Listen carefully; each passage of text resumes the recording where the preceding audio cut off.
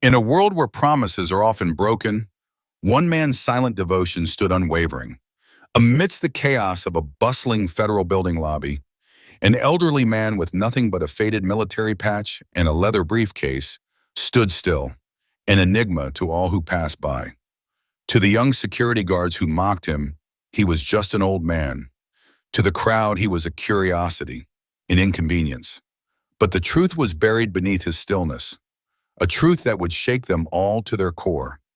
What happens when the weight of history steps into a room, quietly and without fanfare? What happens when an unsung hero returns not for recognition, but for the honor of a promise made decades ago? The story of Colonel Charles Halverson reminds us that real heroes don't always wear capes, and the greatest acts of valor don't always demand applause. Sometimes they simply wait, and in doing so they remind us of the silent promises we all carry. The younger guard's voice sliced through the air, stern and unwavering. "You don't belong here, sir. Please step away from the entrance now." His command was final. The elderly man didn't even flinch, though.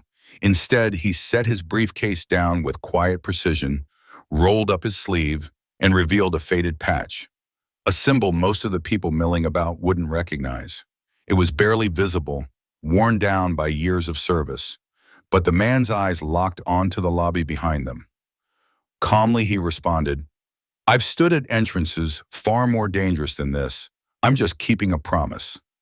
And just as the words left his mouth, the head of security appeared. He didn't bother to ask for identification. No questions. Nothing. The moment his eyes landed on the patch, his entire demeanor shifted. Instantly, he snapped to attention. The lobby fell into a heavy silence.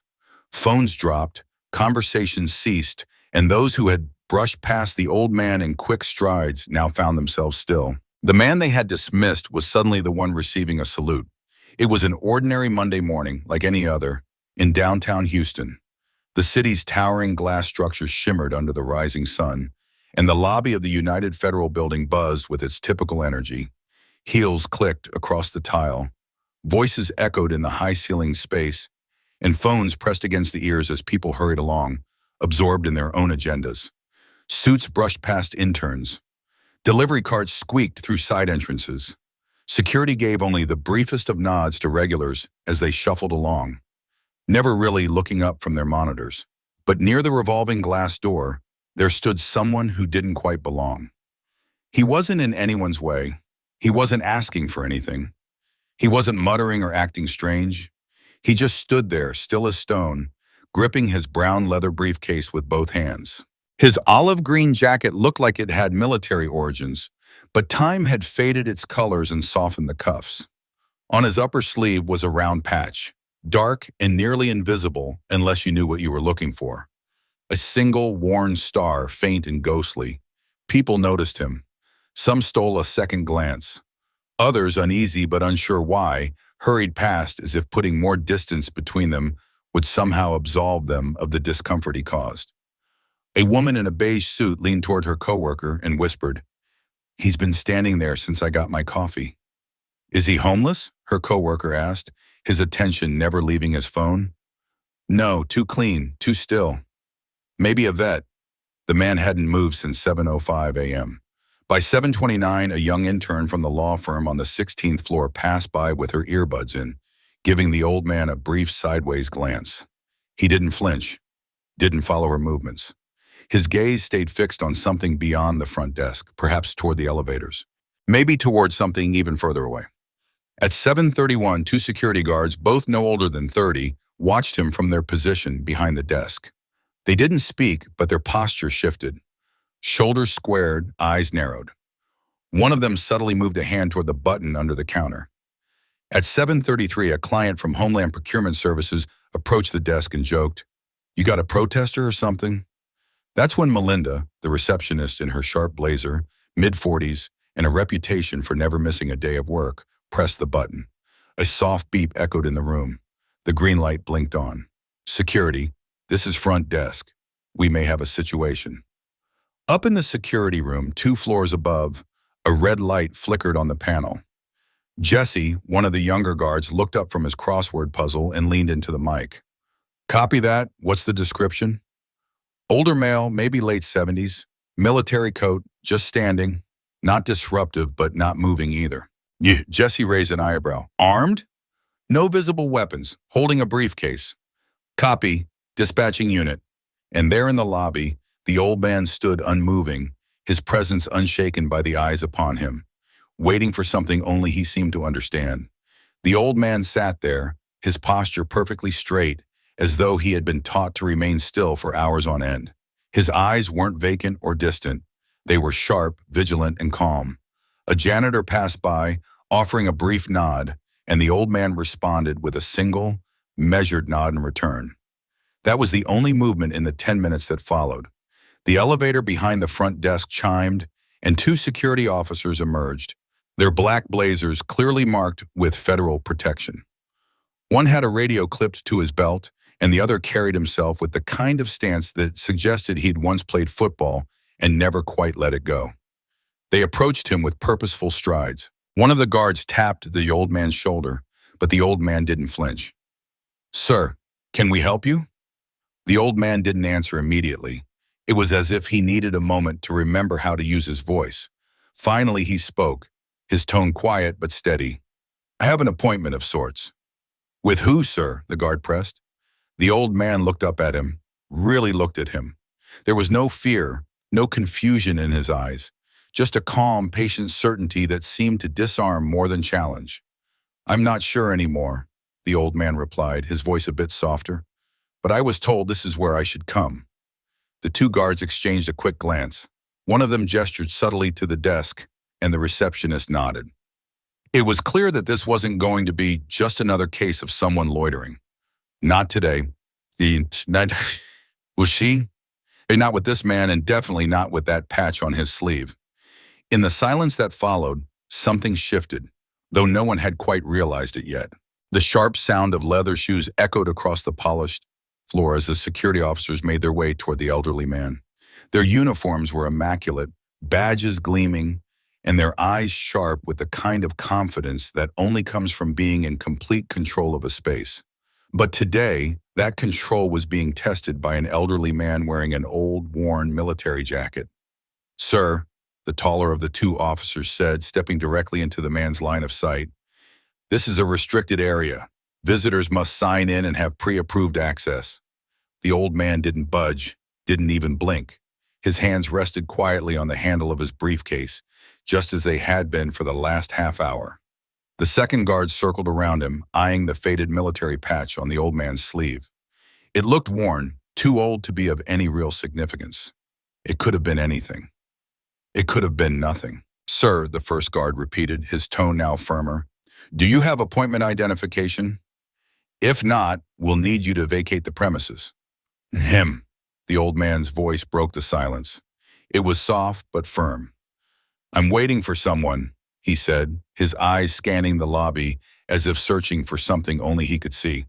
"I was told to meet him here, a long time ago." The first guard frowned, clearly confused. "What does that even mean?" "I had an agreement," the old man replied again, his eyes still distant, lost in something only he understood. "Long before you started working here." The shorter guard huffed, crossing his arms. "Okay, but you don't have clearance, you don't have ID, and you don't have an appointment. You can't just hang around because of some memory." The old man slowly turned toward them. His gaze didn't sharpen, but there was something in his stillness that made both guards feel as though they were the ones being scrutinized. "I made a promise," he said simply. The taller guard scoffed, his patience thinning. "Look, I get it. You're someone's grandfather, maybe a vet, maybe just having a rough day. But we've got protocol. You're not on any list. No badge, no paperwork, nothing." Then the words came that stopped everyone in their tracks. "This isn't 1950, the old man said, his voice steady. "Nobody waits for a handshake anymore, especially not in a place like this." The lobby was buzzing with low murmurs. The second guard spoke again, his voice sharp and a little too loud, as if to make his point. "Yeah, promises don't really mean much these days unless they've got a barcode," he added with a laugh. A few people nearby chuckled, and a couple of others glanced up from their phones, momentarily distracted. But the elderly man standing at the entrance didn't seem to care. He stood there, unmoving, his eyes steady. After a long, deliberate breath, he replied, his voice calm but firm, "You may not understand this, son, but there was a time when a man's word held more weight than a signature or a clearance badge. I'm not here to make trouble. I'm simply keeping my word." The taller guard paused, his expression softening for a brief moment, but it didn't last. He quickly checked around, aware under the eyes on him, and he didn't like the attention, didn't like the idea of this situation spiraling into something complicated. His posture stiffened. "All right, here's what's going to happen," he said, stepping closer. "You're going to pick up your bag, and we're escorting you outside. You can wait on the steps if you want, but you're not staying in here." Behind him, the front desk had grown unnervingly quiet. Even the receptionist had stopped typing, her fingers hovering in midair.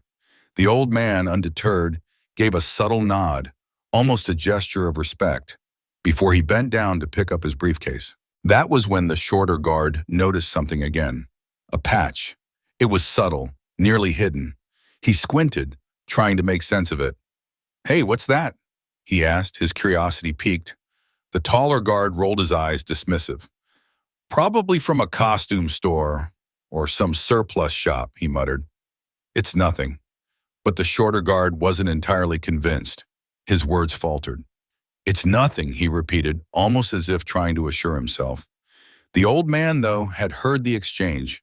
Without a word, he stood up, adjusted his sleeve just slightly, and replied, his voice soft but resolute, "It's not for sale." There was no defiance in the statement, just finality. It was the kind of finality that hung in the air like the last word in a conversation, closing it gently but permanently. For a long moment, no one moved. The lobby fell into a tense silence, the kind that seemed to stretch out unnaturally. Then, from down the hallway behind the front desk, the unmistakable sound of a door opening broke the stillness. The rhythmic clink of heavy boots against tile echoed in a pattern that was noticeably different from the normal hustle of the building. One of the receptionists looked up, her gaze following the sound. A new guard, older and more experienced, appeared in the doorway. His walk was steady, not hurried, his posture relaxed. But the moment his eyes landed on the elderly man in the jacket, his demeanor shifted. There were no shouted orders, no demands for answers. The older guard simply continued his pace, heading straight toward the man whom everyone else had overlooked. The atmosphere in the lobby changed, subtly at first, like the heavy, still air before a thunderstorm. The younger guards, sensing the shift, paused. They couldn't pinpoint it, but something unspoken had entered the room. It was a presence they couldn't name, yet it made them feel small, uncertain. And then, without a word, the old man lowered his briefcase. It was an action done with such calm deliberation that it seemed almost rehearsed. The leather was well worn at the edges, a surface smooth from years of use, perhaps from countless travels across the world. As the brass buckle clicked open with a soft snap, the tension in the room thickened. The taller guard took a step forward, his voice now a little more urgent. "Sir, I'm going to need you to stop right there." But the old man didn't stop. With the same deliberate calm, he opened the flap of the briefcase and reached inside. For the briefest of moments, time seemed to freeze. Phones shot up into the air, cameras focusing on him. A couple of people ducked behind a marble column. One man by the elevator cleared his throat, clearly preparing to bolt if the situation escalated. From within the briefcase, the old man pulled out a letter. The paper was yellowed with age, its creases deep from years of being folded and unfolded. The envelope was fragile, thin from constant handling, and bore a faded red stamp with the words, "Classified 1974. Though the ink had bled slightly over the years, the man held it with the utmost care, as though it was a relic, something of immense value. The shorter guard leaned in closer, a smirk twisting on his face. "What's that supposed to be?" he sneered, his voice thick with amusement. The elderly man didn't answer immediately. He simply opened the briefcase with slow, deliberate movements, as if each motion carried weight, carrying with it the gravity of the moment. Inside the case was nothing that the guards had expected. No weapon, no badge, no identification. Just a single piece of paper. It was yellowing with age, its edges slightly curled. The old man began to read aloud, his voice low but steady, unwavering. To whom it may concern, if I am ever unable to complete the mission as scheduled, I will entrust Major C. Halverson with full communication authority, as agreed under the R4 protocol. Before he could continue, the taller guard, unimpressed, snatched the paper from his hands, laughing aloud. Seriously? He held it up as if it were a crumpled napkin, shaking his head in mockery. You think this is real? I've seen better fakes on Reddit. His voice was tinged with condescension, and he waved the paper carelessly in the air as though it were worthless. The old man, still silent, didn't move a muscle. He didn't reach for the letter, nor did he protest. Instead, he closed the briefcase with quiet finality. His eyes, though distant, were not filled with defeat but something deeper, disappointment. A realization seemed to settle over him, as if he had expected this reaction all along. Yet still, it stung. The guard, still holding the letter in the air, addressed the growing crowd. Look at this, he mocked. Classified in courier font. What is this? Cold War cosplay? A few chuckles rippled through the crowd. Someone in the back muttered, who brings Cold War fan fiction to a government building? Another younger voice piped in, I swear, if he pulls out a medal next, I'm giving him 5 stars on Yelp. A woman in business casual leaned over to her coworker. Should we call someone? Her coworker, a man in khaki sipping a latte, glanced around. Yeah, maybe 911, before he pulls a grenade out of that thing. The chaos was mounting, phones now recording the entire scene. A man near the entrance had his camera aimed, documenting the spectacle as though it were a crime scene. In a hushed tone, a woman whispered into her phone, "Oh, hang on. Something's going on at the federal building. Some old vet or crazy guy. It's wild." Yet, amidst the turmoil, the old man stood completely still. His posture, though frail, was resolute. He didn't raise his voice. He didn't plead or try to reclaim the letter. He simply looked past the crowd, his gaze fixed on the far side of the lobby toward the hallway behind the front desk. Almost to himself, as if the words were meant for no one else but him, he said softly, "It was never meant for you." The words, barely above a whisper, stopped the shorter guard mid-laugh. He blinked, taken aback. What was that? He demanded, the letter still dangling from his fingers like a discarded piece of trash. But the old man didn't repeat himself. His gaze remained unbroken, unwavering. And then, the silence of the room was pierced by the unmistakable sound of boots, heavier than dress shoes, methodical, purposeful. From the hallway behind the front desk, a figure emerged. The man was tall, broad-shouldered, and impeccably dressed, his collar crisply pressed. An ID badge was clipped to his lapel. He was in his 50s, maybe early 60s, with silver streaks in his hair at the temples, and his eyes were sharp, scanning the room with a focused intensity. He moved through the lobby, past the civilians, not with confusion or curiosity, but with clear purpose. The younger guard, who had been laughing only moments ago, turned to his colleague, whispering, "Who's that?" The receptionist, now pale as a ghost, whispered back, "That's Ree, head of security." And Ree wasn't smiling, not in the slightest. He stopped a few feet away from the old man, who still hadn't budged, his expression neutral. Ree looked down at the letter the officer was holding, but he didn't reach for it. His gaze shifted from the letter to the patch on the old man's sleeve. The sight of it made him freeze. No one else in the room seemed to recognize the insignia. It was a symbol few had ever seen, but to Ree, it was unmistakable. He had seen it once before, buried deep within a classified file, locked behind 4 levels of clearance, just to view the first paragraph. Ree's gaze locked onto the old man's eyes. He didn't speak, but his expression shifted, his lips tightening. There was something in those eyes, something that told him the letter was no joke. The man stepped forward, his movements deliberate. He didn't raise his voice, nor did he ask questions. Instead, with the poise of someone who still remembered what discipline looked like, he adjusted his stance and said, "Sir." And then, as if by instinct, he snapped to attention. The radio call had come just moments earlier. At first, Ree, the head of security for the entire federal complex, had barely looked up from his desk. The report, a possible loiterer, an older male with a briefcase, non-compliant. The voice crackled. Nothing unusual, just a routine alert. But then came the second detail. The man was carrying a document labeled Classified 1974. He claimed he was there as an unfinished business.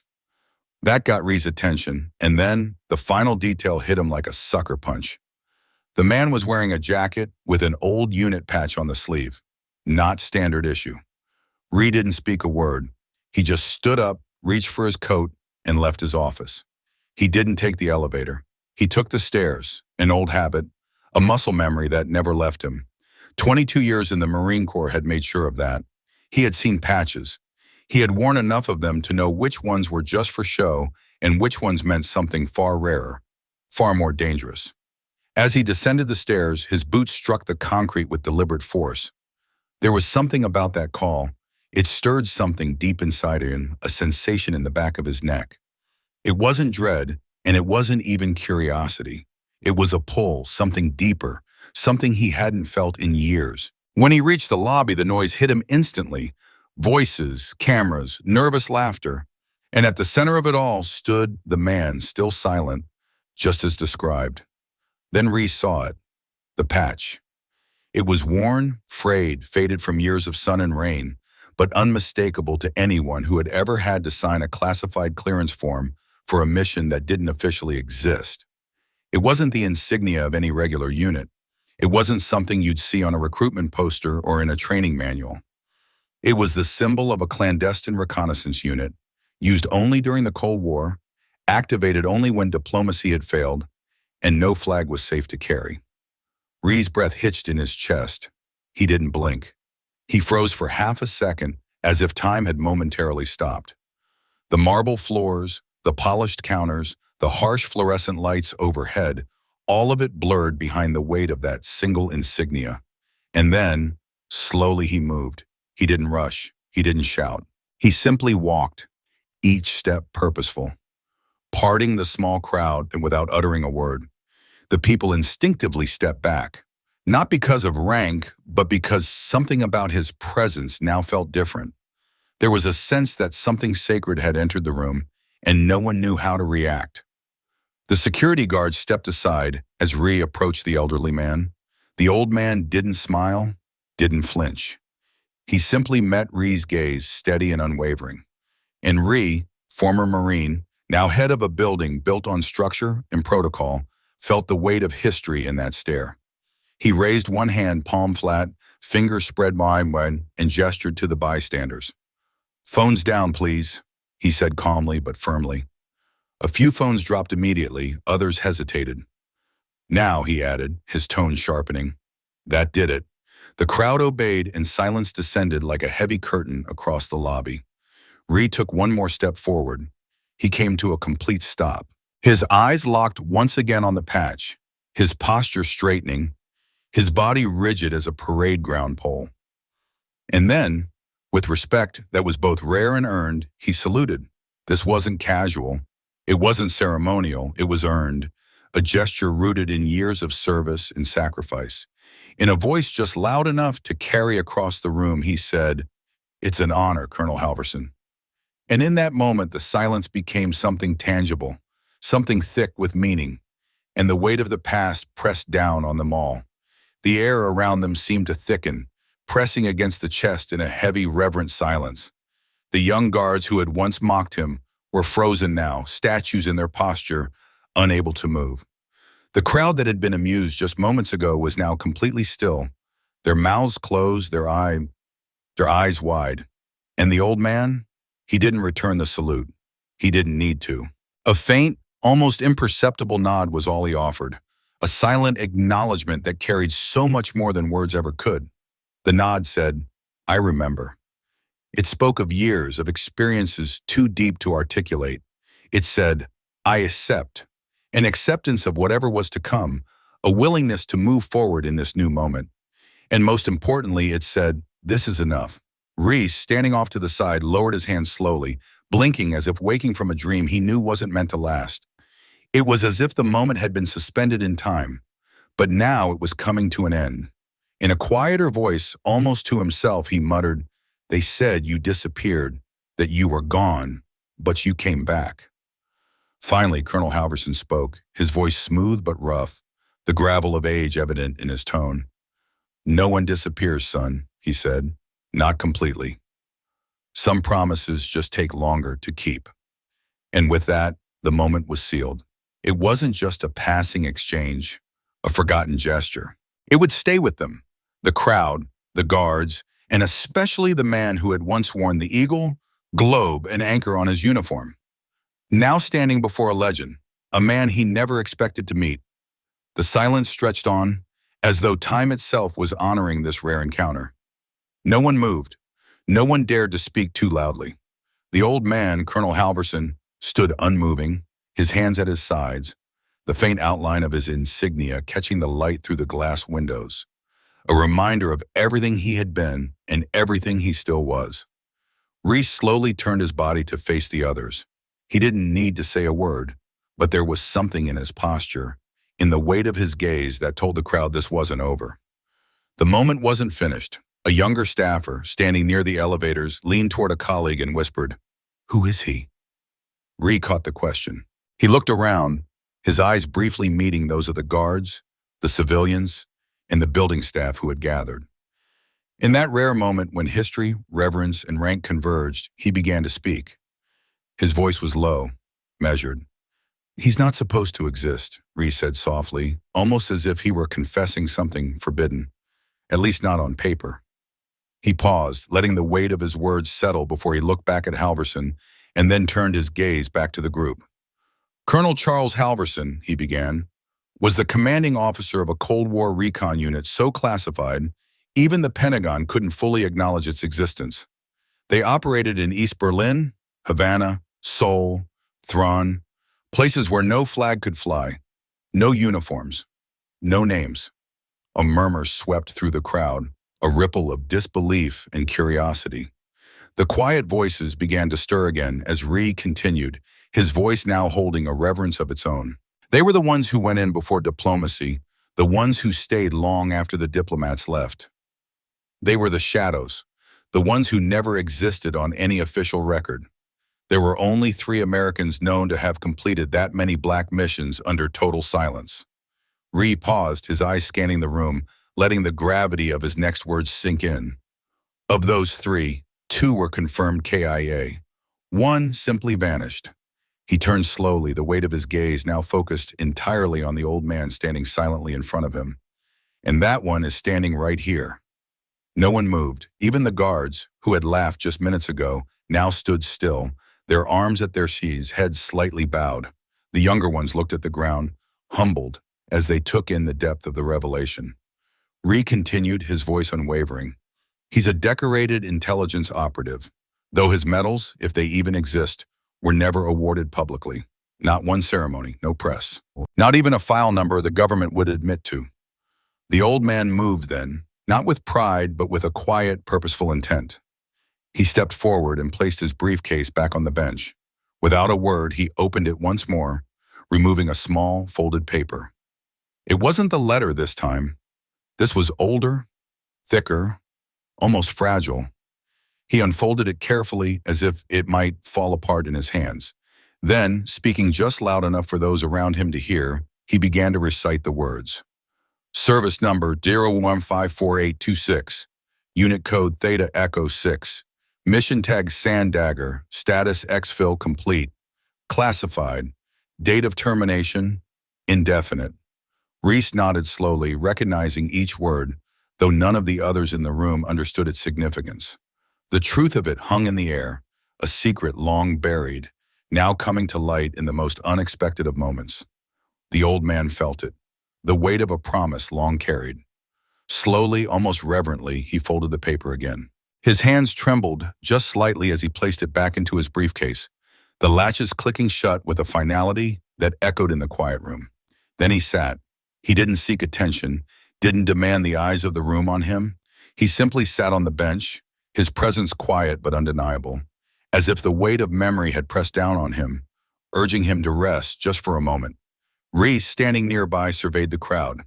His voice, now soft and reverent, broke the silence. "Reverend, you all saw a man standing here, alone, forgotten, perhaps even strange or suspicious," he said, gesturing toward the briefcase. "But what stood here was a ghost of history, A man who gave up recognition, reward, and retirement just to finish something none of us even knew had started. In the back, a woman in a gray blazer raised a hesitant hand. Why come back now after all this time? The old man opened his eyes slowly, meeting her gaze. His voice, low and steady, was as much a part of the room as the quiet stillness that had settled around him. I made a promise, and it was supposed to be fulfilled here today. There was a pause, as if waiting for someone who would never come. No one dared ask more, understanding, perhaps, that the answer was complete in its simplicity. A fallen comrade, a final rendezvous, a Cody among shadows that would be honored decades later. Not with ceremony, but with presence. And presence, in this case, was everything.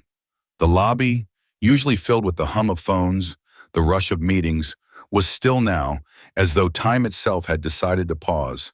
The building, too, seemed to respect the moment, its very structure holding its breath. The crowd, now understanding the story, would never look at that bench, or the man sitting on it, in the same way again. Colonel Halverson, though, remained unchanged. He didn't seem bitter, not angry, not even surprised. He sat quietly, his hands resting lightly on his briefcase.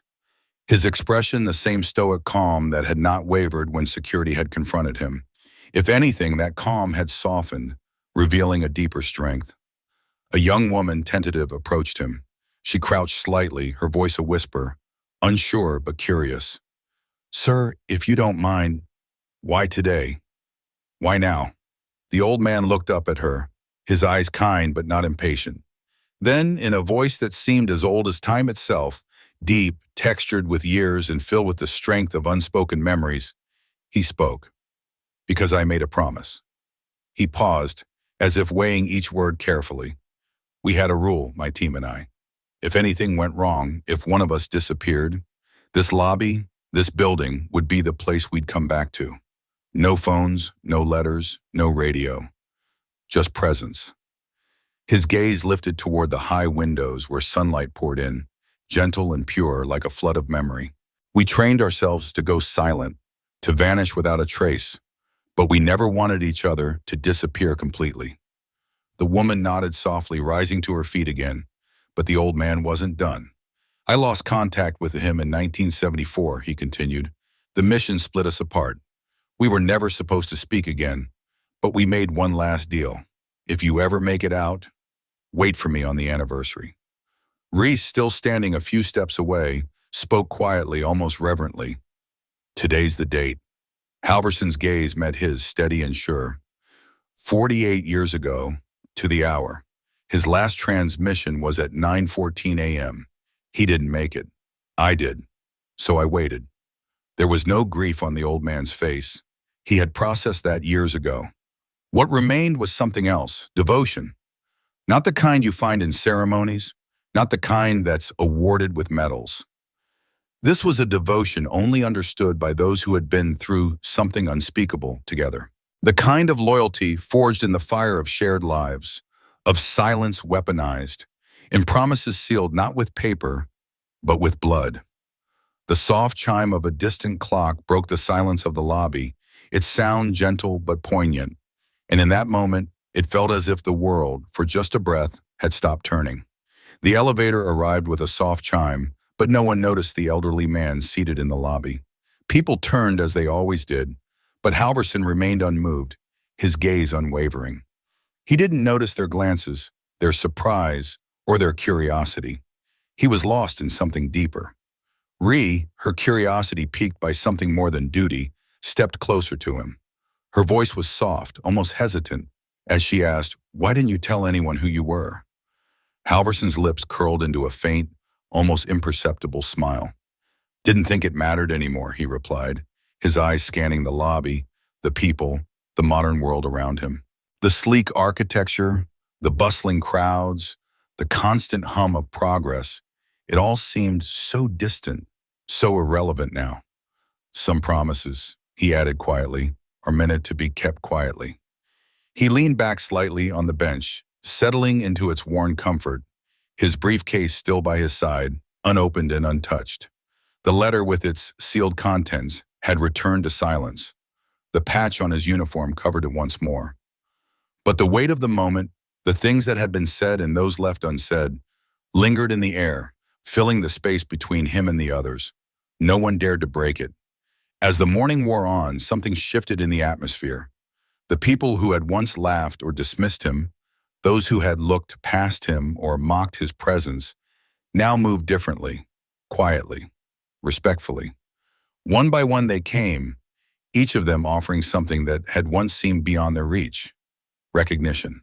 An intern approached first, her hand over her heart, her voice barely above a whisper. "I'm sorry, sir."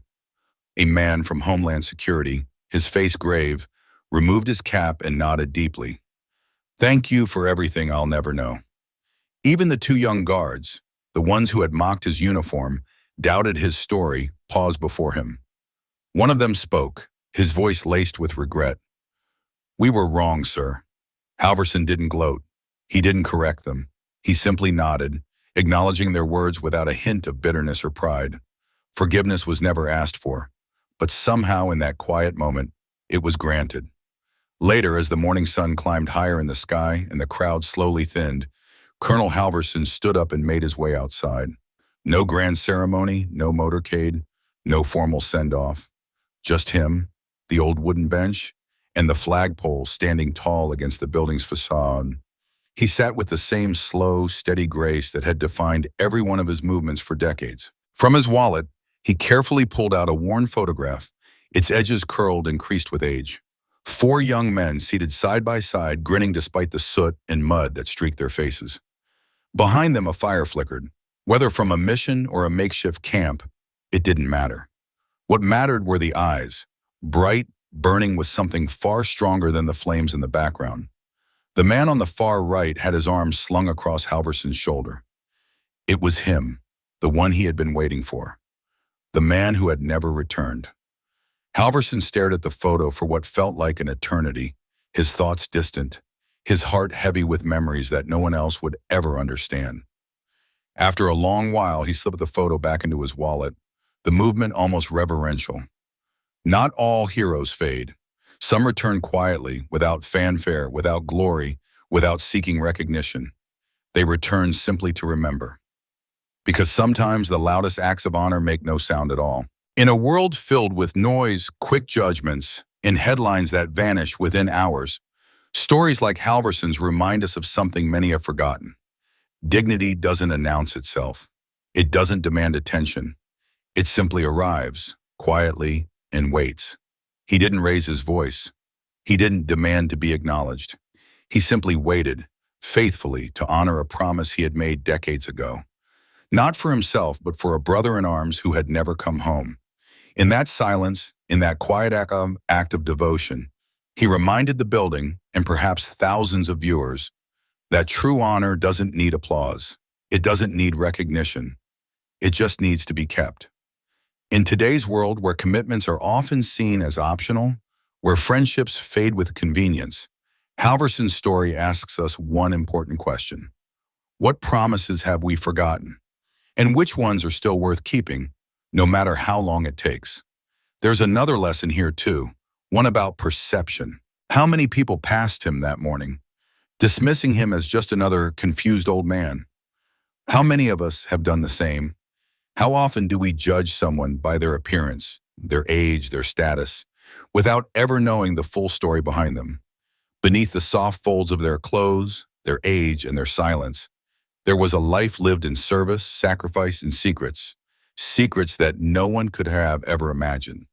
That quiet figure, often overlooked, carried stories too heavy to share, stories of loyalty and resilience that the world never saw. And now we turn to you, our viewers. Have you ever found yourself in a moment of realization when you understood that you misjudged someone?